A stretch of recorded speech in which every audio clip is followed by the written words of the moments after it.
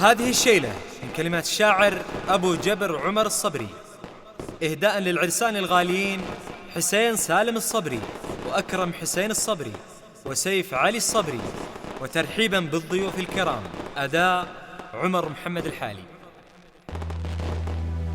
وحسين اللي نقش معنا الصاحب والجود في صرحه، وبروى صورته بالطيب بالياقوت والمرجان،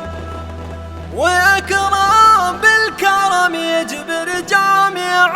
الناس في مدحه، وتتكلم على طيبه وجوداته ملوك الجان، وسيف اللي سرج خيل المكارم والوفا رمحه،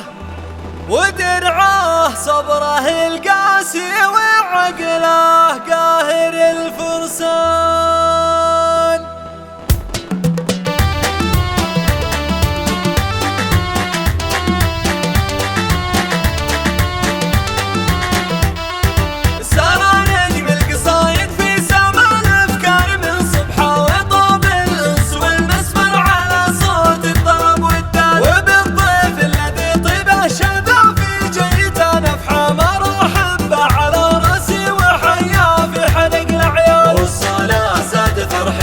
بفرحة فوقها فرحة، وزان الجو في حضرة جناب الأهل والضيفان، وللعرسان بهني ولا قلبي نزف جرحة، من الغربة ومن بعدي على الأصحاب والخلان، من الغربة ومن بعدي على الأصحاب والخلان، ولكن واجبي هني وبارك واعلن المرحة، وصيغ الشعر من قلبي تهاني لأجمل العرسان. حسين اللي نقش معنا الصاحب والجود في صرحه، وبروى صورته بالطيب بالياقوت والمرجان، والأكرم بالكرم يجبر جميع الناس في مدحه، وتتكلم على طيبه وجوداته ملوك الجان، والسيف اللي سرج خيل المكارم والوفا رمحه، ودرعه صبره القاسي وعقله قاهر الفرسان، ودرعه صبره القاسي وعقله قاهر الفرسان. تهاني صفتها في صخر إعجاز للعدو مسحه، وعطرت القصيدة من ورود الفل والريحان، وعذرا لو كتبت الشعر في صفحة ورا صفحة، عجز في مدحكم شاعر تسيل سلطة القيفان، ولكن بختصر قولي لي يسهل للملا شرحه، واقول الله يديم الأنس والفرحة مدى الأزمن، وصلى الله على نسل النبي ديجا خبر ذبحه، وصلوا كلكم يا اخوة على طاهر في عشان، وصلوا كلكم يا اخوة على طاهر في عشان.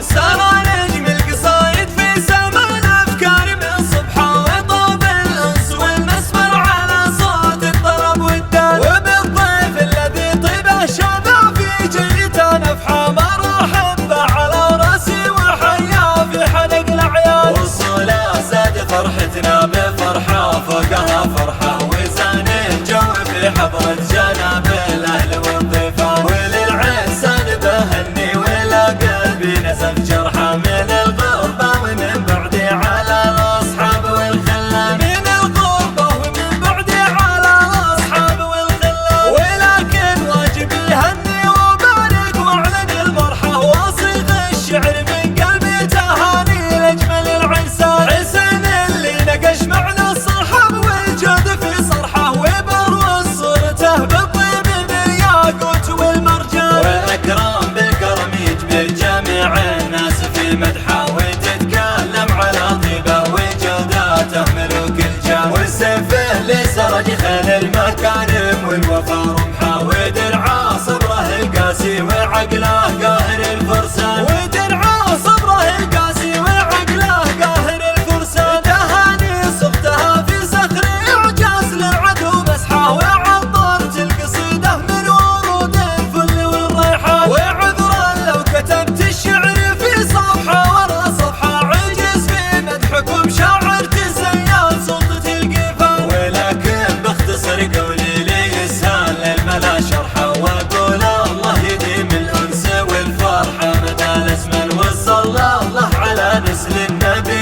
جا خبر